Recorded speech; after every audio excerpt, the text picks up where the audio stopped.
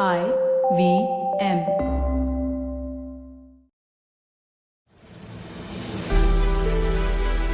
Hello, folks. Welcome to The Last Brand Standing, presented by Bank of Baroda. It's a podcast where we discuss some of the most iconic brand rivalries from the Indian marketplace. In this opening episode, we discuss two of the most well-known and well-recognized automobile brands in India. Yes, we are talking about none other than Tata Motors and Maruti Suzuki. I'm your host Anupam B50 on Twitter, and my co-host for this series is Ambi Parmeswaran, brand strategist and founder, brand building. Ambi is also the host of the Sponge podcast, author of 9 books, a teacher, a professor, and soon I'll data out of the many things he does. Ambi has had a ringside view of some of these battles and will give us insights into how things went down. We're going to revisit these battles and get a blow-by-blow account of how they were fought, who won, who lost, and most importantly, what you can learn from them. Ambi, welcome to the show. Thank you, Anupam. Thank you for having me on the show. And I look forward to discussing some very, very, very interesting brand or business battles on the show.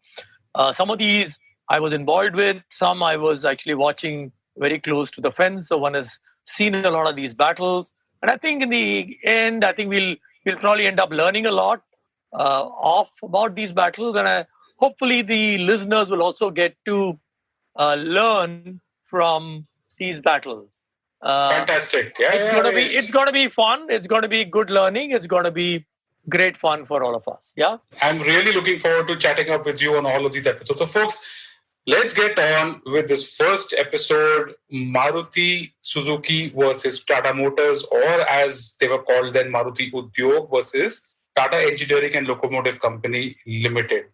So guys, I want you guys to just rewind to the year 1998. There's a good chance that maybe some of you weren't born then, or maybe you were really young then. But guys, 1998, that the whole end of century, turn of the century thing.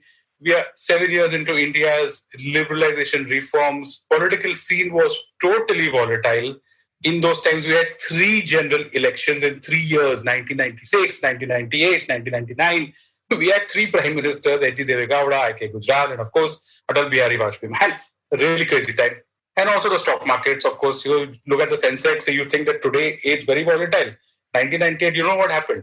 It went from 3,200 in Feb to 4,200 in April and back to 2,700 in October. Massive moves. Okay, and talking about moves, great year for Shah Rukh Khan in Bollywood. He did Kuch Kuch Hota Hai and Dil Se. That's the entire spectrum in the same year. Ram Gopal Verma absolutely broke out with Satya. Who doesn't remember those characters like Kallu Mama and Bhiku Matre?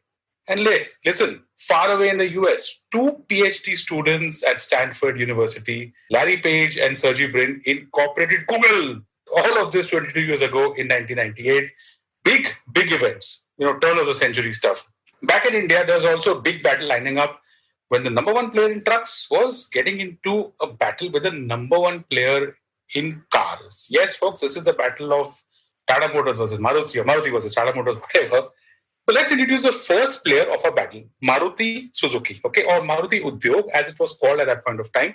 Now, Maruti was formed in the early 80s as a 74-26, that's 74% and 26% joint venture between the government of India and Suzuki Motors of Japan. Okay, by 1992, both of them had become equal partners. So the government held 50% and Suzuki held 50%. And of course, as you know, today, Maruti is owned and controlled by Suzuki. Now, back in the 80s and 90s, once Maruti was formed and it launched their cars, my God, their cars went on to become massive brand leaders. I'll give you some examples out here.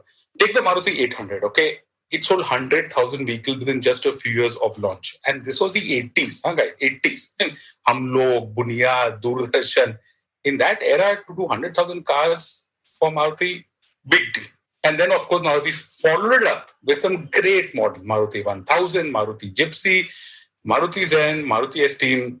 That kind of product portfolio is unbeatable. But as we know, just having those many cars was not enough. Maruti actually built up its strengths from day one. And what are its strengths? Same as they are today. Fuel-efficient cars with a fantastic after-sales network. Maruti built all of this through the 80s, through the 90s, and that's what made them the number 1 leader by far. How far? 82% market share back then in 1998. Literally no one else near them. So who wouldn't want a piece of action of such a massive market? Competition was coming for Maruti, and one of those competitors is the second player in our battle, Tata Motors, or as at that point of time it was called, Tata Engineering and Locomotive Company, or Telco. Now, Telco is much older, belongs to the Tata Group. It was formed in 1945, made heavy trucks with engine technology partners like Mercedes. Now, I'll just take a step back here and explain the broad structure of how India's automobile industry works. There are two major parts: commercial vehicles (CVs) and passenger vehicles (PVs). Now, commercial vehicles are essentially trucks. It could be medium-heavy commercial, could be light commercial, M&H CV, LCV. So those are trucks. They are what we call cyclical, because when the economy does well, trucks sell a lot. When the economy does not do well, truck sales don't do well. And then, of course, the passenger vehicle industry, which is basically Maruti, cars mainly, and of course, utility vehicles, SUVs and stuff like that. Now, by the late 90s, Tata Motors had become the undisputed leader in the trucks business. But the CV industry, like I said, is very cyclical. At some point of time, they had to get into cars. Now, I'll give a quote out here from a Business Standard article that I had read from Ratan Tata, at that point of time, chairman of Telco. Here's what he said, okay, and I quote, "Since we already had 60% share of the commercial vehicle business, how much further can we go in that segment? We needed to have another segment. Having been in the television business with Nelco and seeing that grow, I was quite convinced that the car business was going to be a big business, provided we were at the lower end." Okay, so now it took some time for Tata Motors to get to the lower end. Because through the 80s and through the 90s, as Maruti was launching its cars on that side, Tata Motors entered in a big way on the utility vehicle and pickup brands. Look at these names, okay? Some of you might even remember them. I remember them certainly because they were great to look at. They look really nice. Okay, first up, Tata Mobile, their first pickup truck. Second, Tata Sierra, an SUV and a pickup. And then the Tata Estate, a station wagon. And of course, then you had the legendary SUV, the Tata Sumo. I don't know if you guys know, but the Sumo is actually named as a tribute to Sumant Mulgaonkar, one of the biggest leaders of Telco at some point. So all of this, you had the utility vehicles, the pickups and station wagons. And then, like Ratan Tata said, at the lower end, a small car priced almost to perfection. Okay, so that is our battle. Let's take a final look at these two players to give you an idea of the size, okay? These aren't small companies, by the way.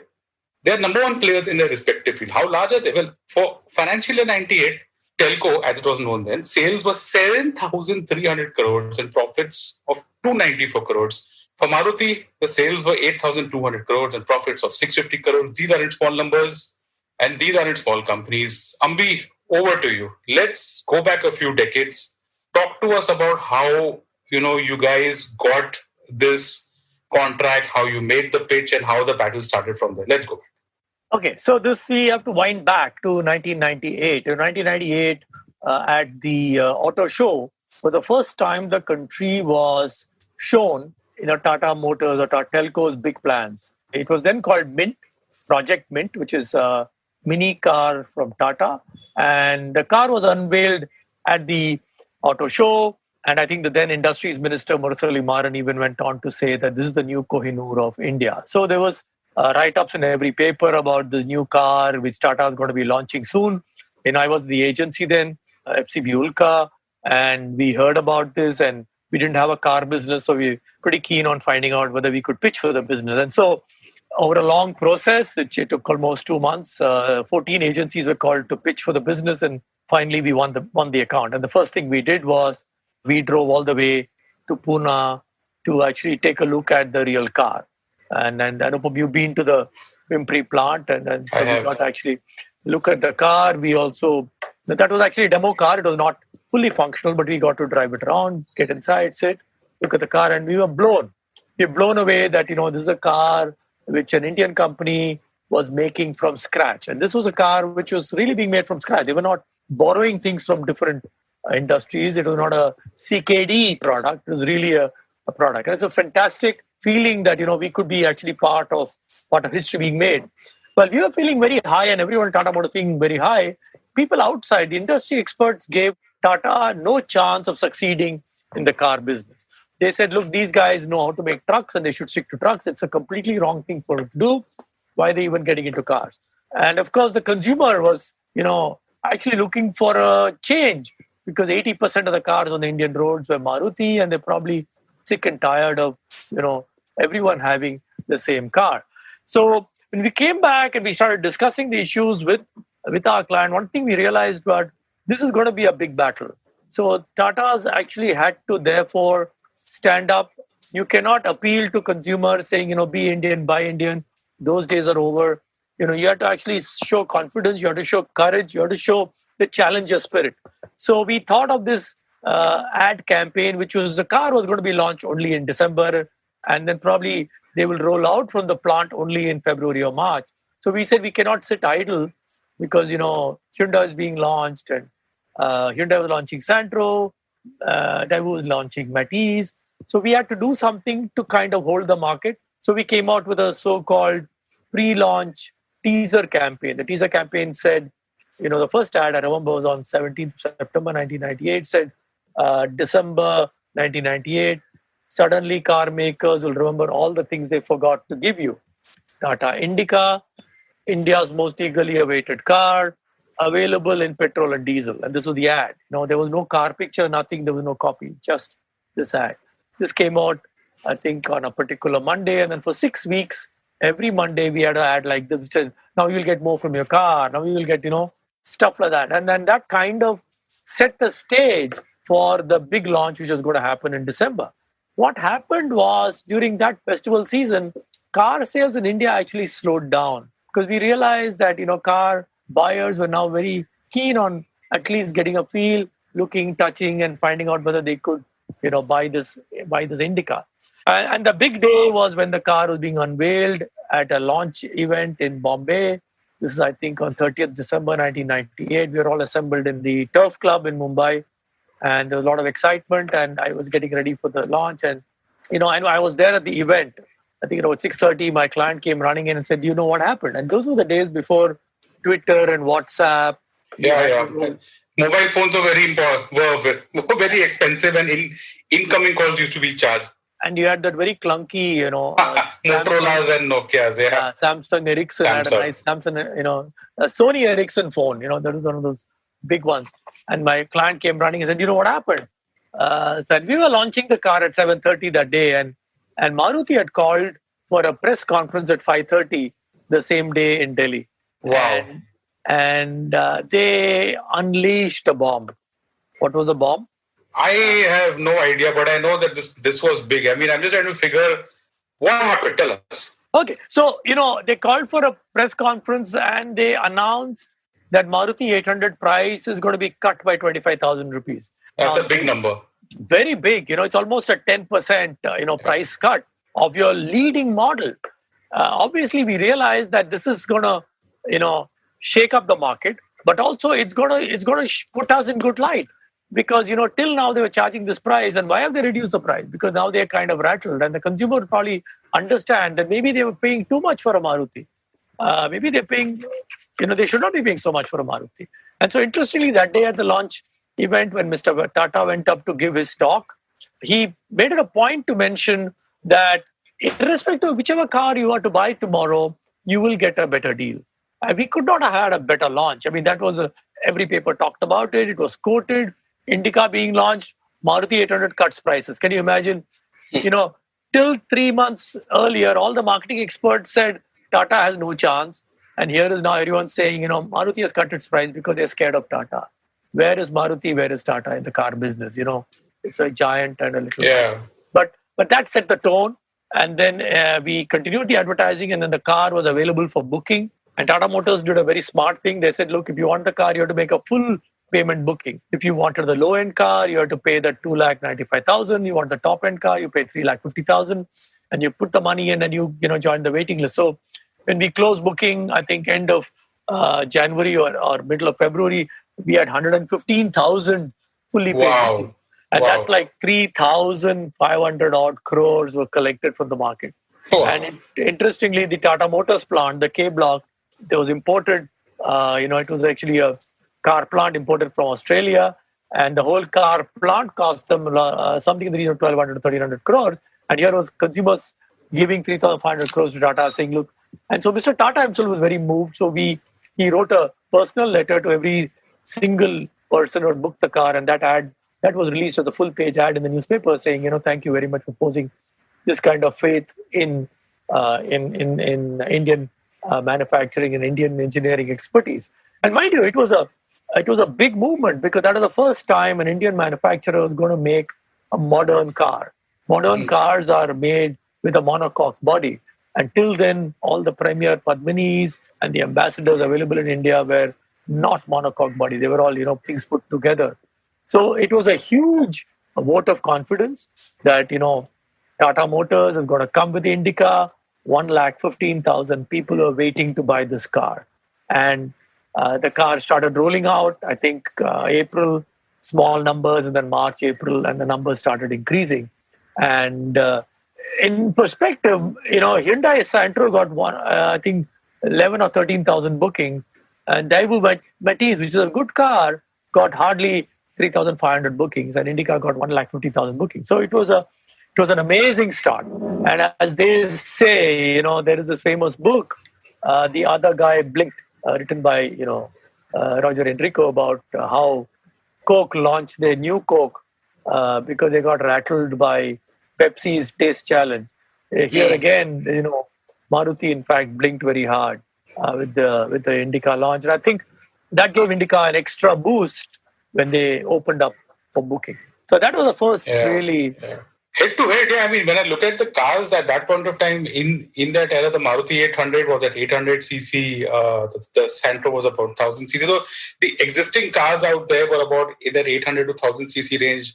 Tata Indica went straight away with 1400cc engines, and, pricing wise also, I think eventually the Maruti 800 and the Indica was somewhat aage piche. And of course, as you said, that this was the first round, because what's going to happen later, once those 115,000 cars, the booking came in for that, the entire thing unraveled. First came competition and then came complaints. And folks, we are going to get into all of that on the second part of this episode, so don't go anywhere. On the other side, we are going to tell you how things panned out after the launch. There's a lot of lessons out there, a lot of events that happened out there. So don't go anywhere, we'll be right.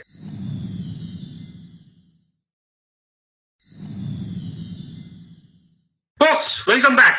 Our very first episode featuring Maruti Suzuki versus Tata Motors. On the first part of this episode, we spoke about the build-up, the pitch, the campaign, and how Tata Motors prepared the Indica. And as we were saying at the end of the first part, Tata Motors got a fantastic booking number of 1 lakh, more than 110,000 bookings for the car. And that was a great response. But Ambi, what went wrong? Because I remember this one time so this is the late 90s, my friend had an Indica himself. And the Indica stalled on one of those very typically heavy, heavy rains. Mumbai has only heavy rain. Mumbai, there's either mad rains or there's drizzle, and we were stuck. And we tried to move this car because it was stalled. By God, it was a crazy experience. Okay, so I remember that time very vividly. And I was not the only one. A lot of people complained. Let's start the second part on what went wrong in this first round. Okay, so the car got launched, and the plant was slow to gear up. They technically were supposed to make 6,000 or 7,000 cars per month. They were starting to make 2,000, 2,500, etc., etc. So the cars were very slow to come out. And in fact, Hyundai took the advantage of this, and Hyundai managed to ramp up their Santro sales thanks to Indica. But Indica, when it started coming out, within 6 months, there were murmurs in the market. And obviously, some of them may have been even triggered or helped along by Maruti, that the car has a lot of problems, a lot of issues. And Tata, fortunately, was a very agile company then. Within 6-7 months, they realized there was a problem because a lot of negative feedback was coming. So what they did was pretty bold. They decided to create an empowered team. They created 3 or 4 teams of people from marketing, people from sales, people from engineering, people from production. And they planned out to 30 different cities of India. And they met 6,000 to 7,000 of these really upset customers. And they found out that there were clearly 3 or 4 big issues. One was, when you start the car in the morning, the car was heard all over the colony because there was what is called a belt. The pulley wheel was slightly big or slightly small. As a result, there was what is called a belt noise. The belt noise used to wake up everyone. The second was, of course, there was a problem with the suspension. As a result, tires were wearing out very fast. And there were a few of these other niggling problems. And what Tata's did was they said, look, we need to fix these problems. So first thing they did was they said, look, if your tire is worn out, we'll replace the tires. So I'm told, I don't know how many they replaced. I'm told they replaced something like 50,000 tires. They gave away those tires free. Wow. To customers. Okay, amazing number. Then the other thing they said was, if you have any of these other problems, bring your car back to us and we'll retrofit the car. So they retrofitted it. So 99 was a period of learning all this, and 2000 was a period of retrofitting, understanding what to do, fixing things. So by the time we had reached around September, October of 2000, the Indica they were selling in the market were actually good quality Indicas. They were silent. There was no tire wear problem. There was nothing of that sort. But people were not buying the car. The car sales, which had hit something like 6,000 or 7,000 a month, had dropped to 2,000, and they were continuing to drop. And this is the time the agency and the client sat down and said, look, what should we do? Including suggestions came saying should we have a celebrity? Should we, bring some big film star? But finally, the agency and the client said, look, we need to come back strong, but we need to send a signal to the market that this car is a different car compared to your Indica. Now, I remember the debate happening in the Tata Motors conference room, and the client, saying, "Look, it's the same car. What do you mean it's a different car?" So I said, "No, we need to give a cue for the consumer to say, look, there is something new in this car." So that's when we thought of this whole thing about calling it Indica V2. And Indica V2 was launched, I think, February of the year 2001. And the moment it was launched, we were back. They also believe, I can claim that it's all because of this great branding miracle which we did by putting that V2. But I don't think it was that. I think it was also because there's a lot of pent-up goodwill for Tatas. The entire population of India wanted Tatas to succeed. They wanted Indica to be a success. As a result, we had gone down to 2,000 car sales a month. And you won't believe it, within 4 months, we were back at 4,000 cars per month. And the sales kept climbing. And obviously, the cars which are coming out did not have the kind of complaints we had faced earlier, but the car was better. And then Tata Motors, once again, was very aggressive with their marketing. We did a very high-power television ad, which had East Asian looking people bowing down to the car. And we had a story which said that they drove it, they tested it, they respected it. And in fact, I think Hyundai complained to the Advertising Standard Council of India saying, you're disrespecting us because we showed some East Asians bowing to a car. But we managed to prove to them that these are all Indian models and India is a multiracial country, etc., etc. And, we knew that once these kind of things started coming back from our competition, the car was back on a good track. So we moved the needle from 2,000 cars a month to something like 6,000 to 7,000 cars a month, all within a span of something like 12 to 18 months. And, in car business, you cannot increase production very fast because, you can't go from 2,000 cars to 4,000 because you got something like, 800 suppliers, vendors who have to produce stuff. So it was a mammoth affair, but the car sales kept going up. And literally, Indica V2 put Tata Motors back on the map of Indian car business. And it was a great turnaround. We played our role in it, but I think the bigger role was the engineering guys at Tata Motors managed to figure out what the problem was, managed to fix those problems. And they took bold decision. Imagine replacing 50,000, 60,000 tires, doing all that. So I'm just trying to get, somewhere I feel like this is personal. And let me tell you why. Okay, you mentioned 2001 Feb.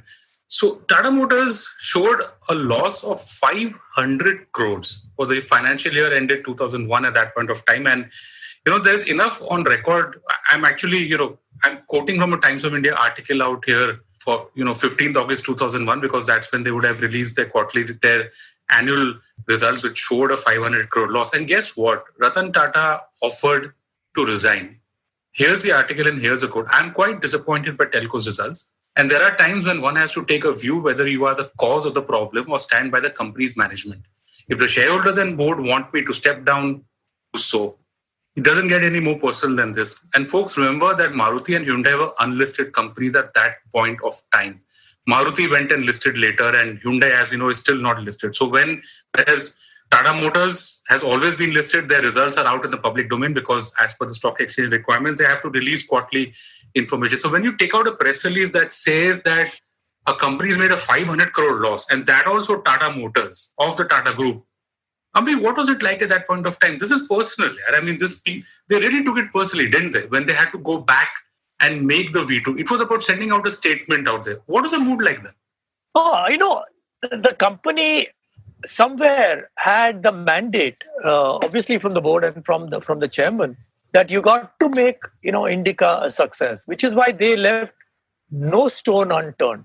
Whatever ideas we had were approved. Like, for example, we had this crazy idea of doing a show with Lata. We actually thought of Dalar Mehndi in Bombay, Delhi, and Bangalore. But the client said, no, get someone even bigger. So we said, look, it's going to cost money. So no, get someone. And we actually got we got Asha Bhosle. I mean, we wish we could have got Lata Mangeshkar. I think she stopped performing, and Asha Bhosle agreed to perform. And we did a show in Bombay with Asha Bhosle and Dalar Mehndi performing. In Bangalore, it was Dalar Mehndi. So they left no stone unturned. The idea was Indica will change Tata Motors. And therefore, though the company had made a loss, they knew that if they make Indica a success, there is a lot of things that the company can benefit out of a success of the Indica. And so, in a sense, the company committed itself fully behind Indica. And obviously, that's what led to it going down to 2,000 cars a month and going back up to 6,000, 7,000 cars a month. To be honest, I don't think the model Indica ever was a very profitable model, but it paved the way for Tata Motors to do many more interesting things, as we will discuss. Yeah, when I look at the numbers, I look at how in FY97, Maruti had an 83% market share. That went down to 62% in the next couple of years. So the car industry just essentially, it's really tough to understate the importance of what Tata Motors did at that point of time. And of course, Hyundai also with the Santro. So the car industry went from being a monopoly with just Maruti to actually now having three players. You had Maruti at the top, still at the top, because guess what? They released a WagonR in 1999, and we know what happened with that. You had Tata Motors and you had Hyundai. So folks, this is, what really happened and how Tata Motors came back.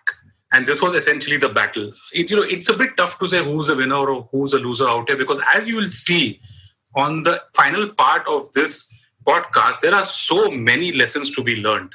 I remember there was a website that said that 2002 to 2007 is actually the golden era of the Indica. And there's a lot that happened, so many lessons to be learned. We'll talk about all of that on the other side of this episode. So don't go anywhere. We'll be right back.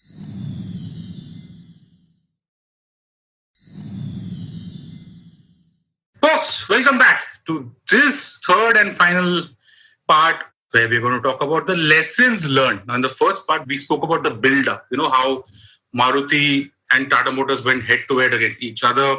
In the second part, we spoke about how the Indica actually got a great response and then totally unraveled. First came the complaints and then came the competition, and how Tata Motors actually got their act together and did a fantastic job with the Indica V2. In this final part, we're going to talk about takeaways and lessons, because there are plenty of lessons out here for everyone.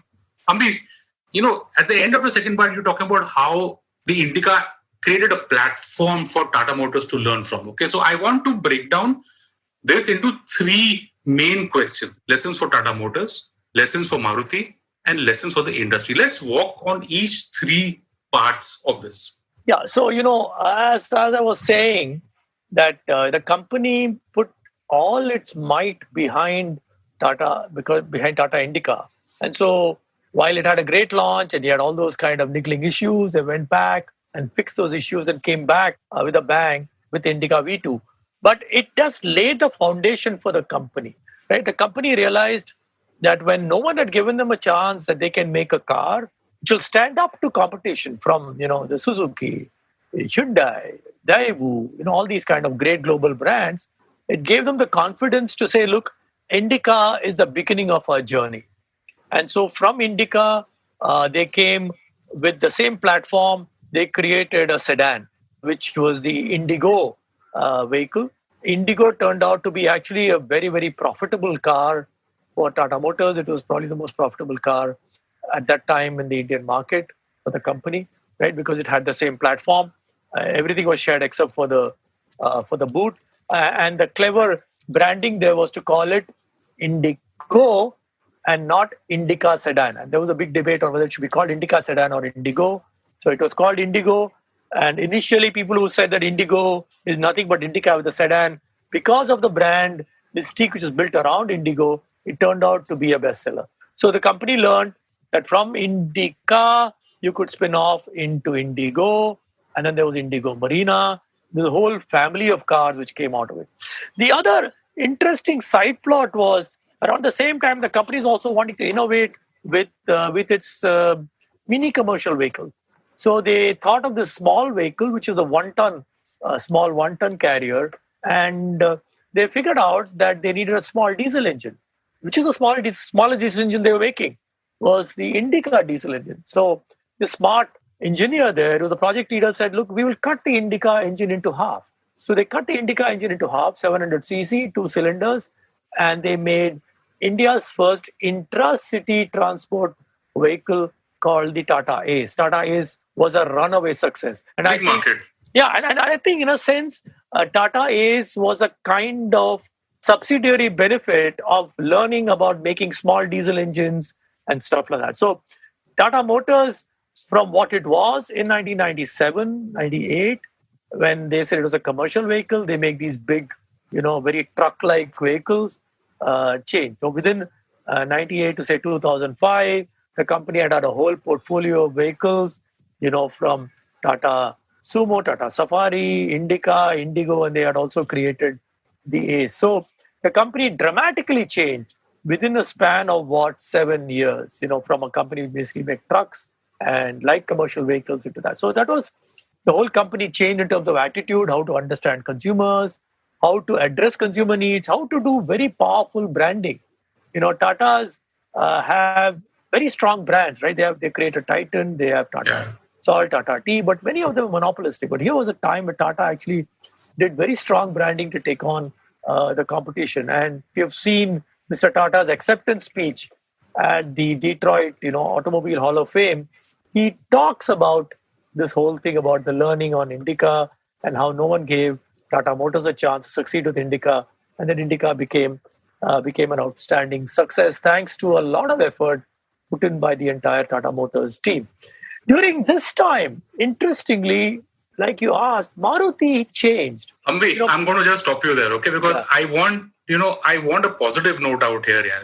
I spoke about how Tata Motors made a 500 crore loss in 2001. Okay. It's amazing. You spoke about that era of 2001 to say 2004, 5, 6, 7, 8. I'm essentially talking about, the time just before they started off on the Nano. So imagine they went from a 500 crore loss in the subsequent years. That loss in 2002 itself, the loss went to 54 crores. In 2003, a profit of 300 crores, 810 crores in the next year. By 2005, they were at 1,237 crores of profit. That is the impact of the comeback. You imagine a company that goes from a 500 crore loss to a 1,200 crore profit. It just speaks so much of the energy and enthusiasm that they got to making things better, to correcting their mistakes. So I get what you're saying. The numbers speak for themselves. Let's go to Maruti now. Go on. Okay, great. So, Maruti at that, when the entire Indica battle was going on, Maruti was going through its own transformation. There was a tussle between the government and Suzuki on managerial control. And we believe that confusion led to the price cut, which they announced very suddenly. This is back in the 90s, obviously. Yeah, 98. Very, very unlike them. But 99, 2000, the company Maruti changed. Jagdish Khattar had taken over as the managing director, probably an outstanding business leader. And they did several interesting things. One, they brought in tremendous customer focus, understand how the Indian customer operates. So they started focusing on fuel efficiency. They started focusing on, a better customer service, right? the other interesting thing, which we thought they will never do, is that they started making diesel cars in India. They don't make diesel cars anywhere in the world, but they got hold of some technology from Fiat and they started making diesel cars in India. So suddenly Maruti, which was just selling Maruti 800, expanded its portfolio. They brought in genuine new models, WagonR, Zen, and then later they brought Swift, and they started offering both petrol and diesel. And Maruti became so much more of an agile, as they say, right? Competition does it to you. They became more agile, they became more innovative, they became more customer focused. And I think the company which Tata Motors took on in 98, 99 was a different Maruti compared to 2008, 2009. It was a different. Yeah. I mean, come on. The Swift is massive. I mean, when we speak about the Indica back in the late 90s, you cannot stop talking about the Swift. I remember, I think this was either 2004 or 2005. Swift, the first time I think people heard the name, or you help me out here, Ambi, okay, was Bunty or Bubbly. Amitabh Bachchan in the movie Bunty or Bubbly says, "Unko pakdo, wo Maruti Swift mein ja rahe hain." I haven't heard of Maruti ever putting such an obvious placement inside a movie. And Bunty or Bubbly as a movie was massive. Okay, guys, you might not remember this, but Bunty Bubbly changed a lot of stuff. They became, Anupam, they became very, very agile in marketing. The monopolists, they hardly used to advertise. They used to sit and wait for people to come. They became aggressive, and they even had a car, a movie called Meri Dad Ki Maruti or something. Maruti, right? They did a lot. They became a lot more agile, a lot more innovative, a lot more. And suddenly, Osamu Suzuki, chairman who understand. Osamu Suzuki's entire philosophy was cost. And he started relooking at that and saying it's going to be value, right? And they started offering a great, maybe I think they offer too many vehicles today, but they changed. They dramatically change. So that's the lesson which probably, good competition does to you. It makes you a better company. And the industry, a lot changed there also. Go on. Yeah, when I remember sitting and talking to a friend of mine who used to run Hindustan Motors for a period of time, telling me that, Tata Motors has no chance of success. And later he himself admitted, I was asked by my management to say, do you want 1,000 crores? We'll give 1,000 crores. Let's also do a small car. And he said, no one can succeed in small cars in India. And Tata made it a success, right? And with that success came the entire courage of other Indian manufacturers look at it. And I think somewhere Mahindra took a lot of valuable lessons from Tata and started doing so many exciting with their vehicles. They had their Bolero, then they came out with their Scorpio, then you have XUV 500, XUV 300, and they've done a great job of rolling out. And I think Indian manufacturing sector got a huge fillip with the launch of Indica, the Indigo, got a huge boost of courage with that kind of a big Indian company doing something big in the manufacturing sector. I'm sorry to say this, I haven't seen such a big move in the manufacturing sector by an Indian company in the last decade. Right? Wow. And it was huge. And you realize that, you don't need to be a multinational to make a thing like a car. You can, if you have the muscles, you can source the right technology, you can create the right technology, and you can do that. So in a sense, it sent a huge message to the Indian industry that you can succeed, you can actually, compete, and you can actually compete in the manufacturing sector. And so I think that was a big message to the Indian industry. Last two questions, Ambi. First, I want to, again, take a step back in that era and talk to us about the branding lessons here. How do you revamp a brand? Because you're talking about a truck maker entering into cars. What is the kind of creativity involved? What are the lessons for people out here? Is it even possible to do such a massive rebranding exercise, or how does this process work? So I think the first thing is, the simplicity of branding. And I think Indica was, in a sense, a very simple brand name. It said Indica's car, India's car, Indica. The moment you said Indica, in our advertising, we never spoke about be Indian, buy Indian, be faithful, be Swadeshi, none of that. We said Indica is a world-class car. And we created that little tagline, which I think some of our listeners may remember, more car per car. And that more car per car, today may sound a little old, but more car per car stayed with the brand right through for 10 years, like a great tagline, which kind of said everything about the car. It was a great value car, great fuel efficiency, etc. The next thing which was interesting done was the idea of having this Indica V2. Attaching a V2 to Indica suddenly gave it a flavor of newness. And then, of course, Indigo, which literally was Indica with a boot, but Indigo was a new brand name. Again, had very different brand image. So Tata Motors understood the need to create multiple brands within the same platform. And that I think worked for them. So you can launch a brand, and when you stumble, you can relaunch and you can make it into a success. You don't need to throw the brand away. You can rebrand and you can, relaunch a brand. And that was a big learning for the entire, Indian auto sector. I think also, how do you build brand loyalty, right? That was actually my final question, right? Because brand loyalty is such a vague concept. You obviously know more about, this than I do, because here we are in the year 2020. Brand loyalty is fickle. We can just change from one app to another app just for whoever gives me a bigger discount. And, we just have this thing of a very narrow span of attention. How do you build brand loyalty? And this is true not only for Tata Motors or Maruti or whoever, but in general as a concept. What would be the final lessons on brand loyalty from this really big battle? I think in the car business, we talk of what is called customer lifetime value, that, you're not looking at it as a one car customer. He's going to buy a second car after 3, 4, 5 years. So Tata Motors, in fact, invested in what we call the Indica Club, where every buyer of Indica was enrolled into a club, and we used to send them gifts, keep in touch with them. At least 3 times a year, we used to do something with them. And interestingly, when Indigo was being launched, and this came as a very interesting surprise to our own client, 30% of the Indigo bookings came from people who owned an Indica and were part of the Indica Club. Right? Wow. So that's the reward. And I think today a lot of that has migrated onto online. But, if you do that well enough, you need to make sure that your customers are looked after well. While we say loyalty is fickle, consumer is also human, right? He or she is not going to think every time, where do I go to buy or what do I go to buy? They're going to, kind of do short circuit in what they buy and how they buy. So while, as you're saying, a lot of people in the digital era, I feel, are discounting themselves to death. You're just, keep injecting your consumer with these steroids, and the consumer then needs steroids. But, digital platforms are actually doing a great service to consumers. So charge a premium for it, but give them extra service, give them extra benefits, and consumer will stay with you. They will not run away.